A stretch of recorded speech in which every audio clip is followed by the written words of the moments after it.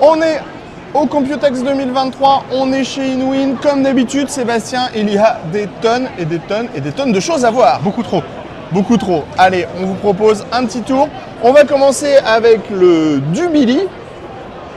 Donc c'est un boîtier à monter soi-même, un petit peu comme le Inwin POC qu'on avait découvert dernièrement sur le site internet. Ça va arriver dans un gros carton avec 3 étages, on va vous montrer le détail après.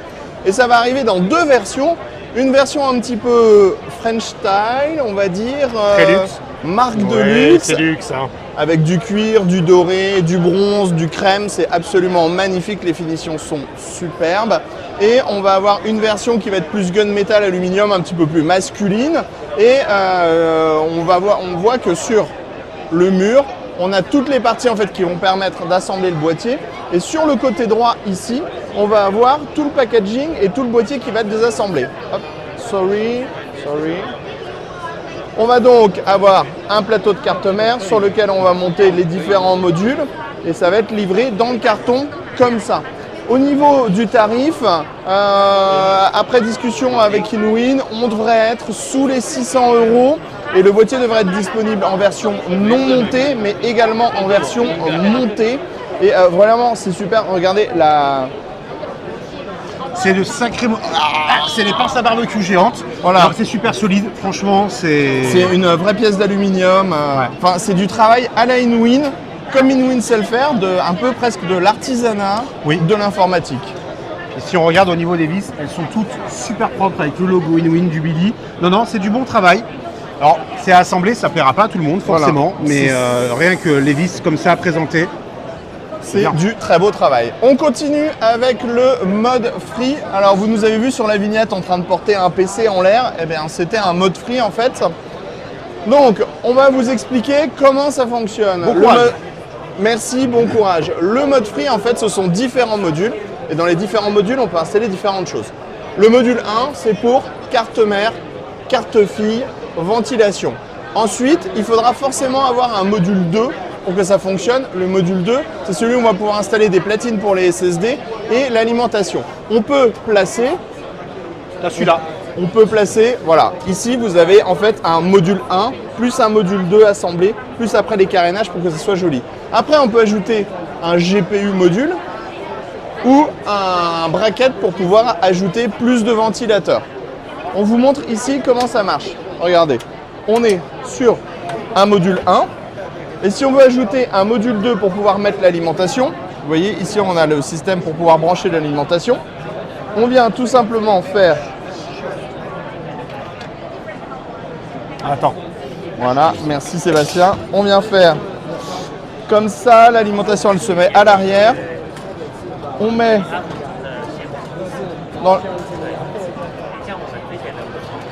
dans les trous, alors bien sûr je ne vais pas y arriver pour la vidéo, hop, et vous avez vu ici on a une petite languette, c'est bloqué, je débloque en appuyant sur la languette et on a un boîtier, module 1, module 2. Si on veut ajouter des ventilateurs, module 3, on peut empiler là, encore derrière si besoin. Voilà, si on veut ajouter des ventilateurs à l'avant, on prend le module, on vient le clipser avec les vis, alors attendez je l'ai mis dans le mauvais sens encore une fois. On vient le clipser comme ça, on vient appuyer, on est sur AD, hop, on appuie et on peut ajouter 3 ventilateurs et du mock-up. Ici, vous avez un modèle avec différents modules qui sont installés les uns avec les autres, donc on peut même faire des formes qui sont un petit peu folles au niveau du boîtier. Après, avec ce module-là, qui est un autre module avec d'autres brackets, on peut, par exemple, juste avec un seul module, on est sur le module 3 en mode ITX édition, on peut installer une plateforme ITX. Après, on pourra acheter des carénages additionnels et obtenir un boîtier mini ITX de ce style-là. Clairement, il n'y a rien à dire, c'est hyper beau avec du bois, des couleurs qui sont un peu différentes.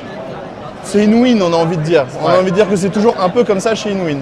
Je continue avec les POC. Le POC et le One. Allez.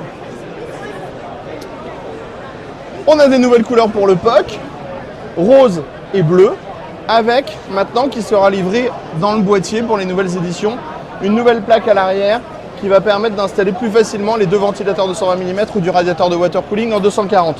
On a aussi une version bleu et orange que je trouve absolument superbe, surtout avec les petites poignées noires. Et on va ensuite avoir qui va arriver, le POC One.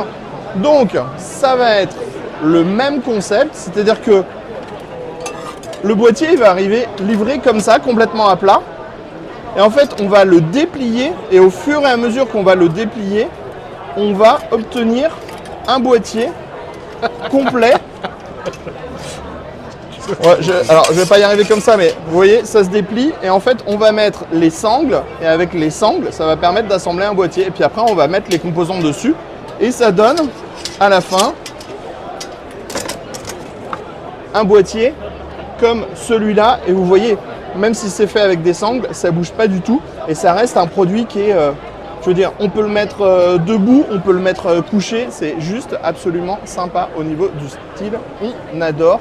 Allez, comme d'habitude chez Inwin, quoi. Un petit peu. Alimentation peut-être? Alimentation. Ah oui, ça c'est encore mon tour, les alimentations. Ouais. Après, on va passer à Sébastien. Bon, alimentation, c'est pas compliqué. Ça va être de l'ATX 3.0 qui va arriver. On va avoir une série en gold avec de la puissance en 750 watts, 850 watts, câble modulaire, ventilateur semi-passif, condensateur japonais et ventilateur en 135 mm. Ensuite, on va avoir aussi du platinum en 1050 watts, un seul 12 VH power. Pareil, semi-passif à l'arrière, câble entièrement modulaire. Et on aura aussi une version 1300 watts avec deux connecteurs 12 VH Power pour brancher deux 4090 en SLI parce qu'on sait que ça sert à ça. À toi Seb.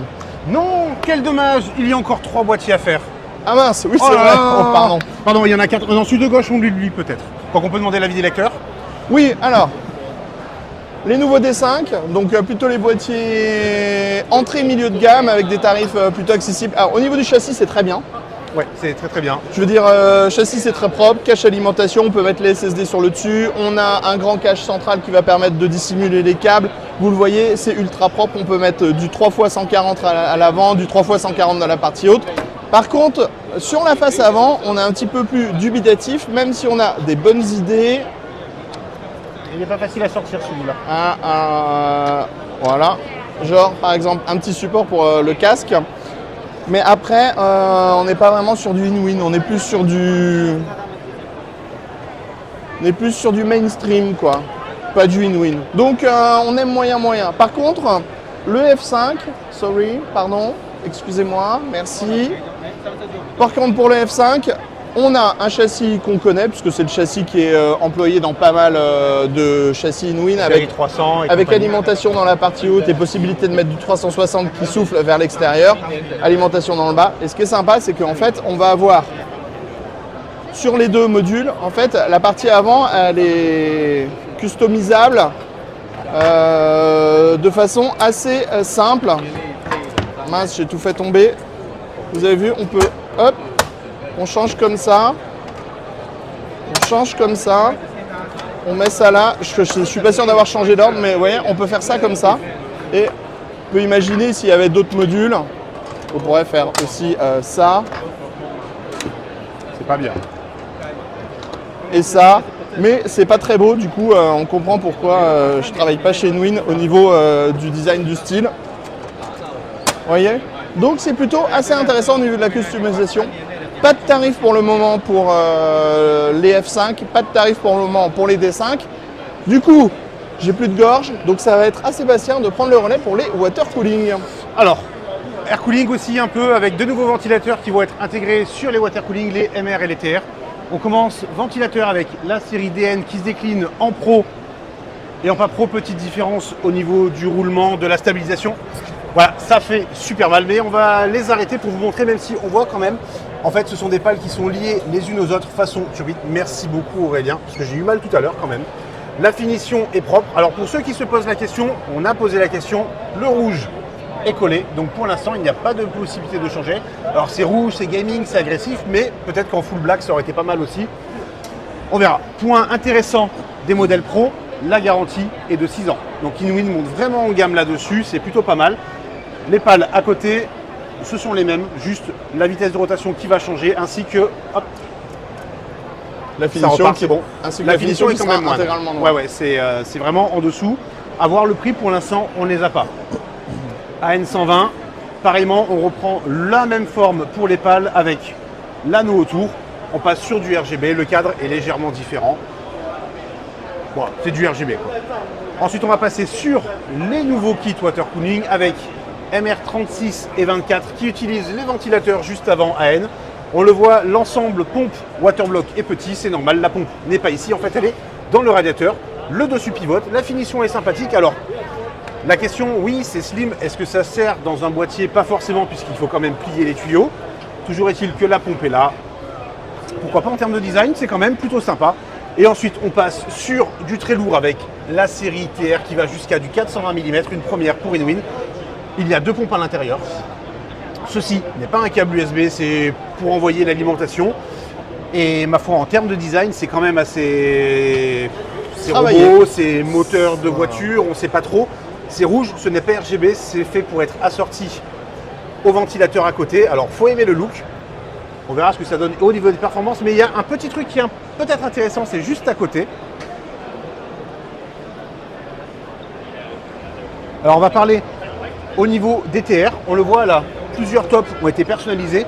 En fait, a priori, ça se démonte assez facilement. Une vis. Il y a des vis un peu partout pour enlever le carénage. Et il pourrait y avoir des fichiers STL qui seraient disponibles pour faire de l'impression 3D. Ou bien tout simplement une version blanche pour les amateurs de peinture. Alors ça, c'est un petit coup intéressant de la part d'InWin. On verra si ça aboutit ou non. Et alors, on verra ce que les gens en feront. Voilà, on vous montre aussi le souci du détail hein, chez InWin toujours. Toujours. Ça, c'est le packaging pour la visserie et les backplates. Et c'est juste, comme toujours, hyper sympa, hyper travaillé. Pour ma part, c'est tout. Beaucoup de choses quand même, beaucoup de boîtiers. Pour ma part aussi, on était chez InWin, on était au Computex, on en a pris plein les yeux comme toujours chez cette marque. Et on vous dit à très bientôt.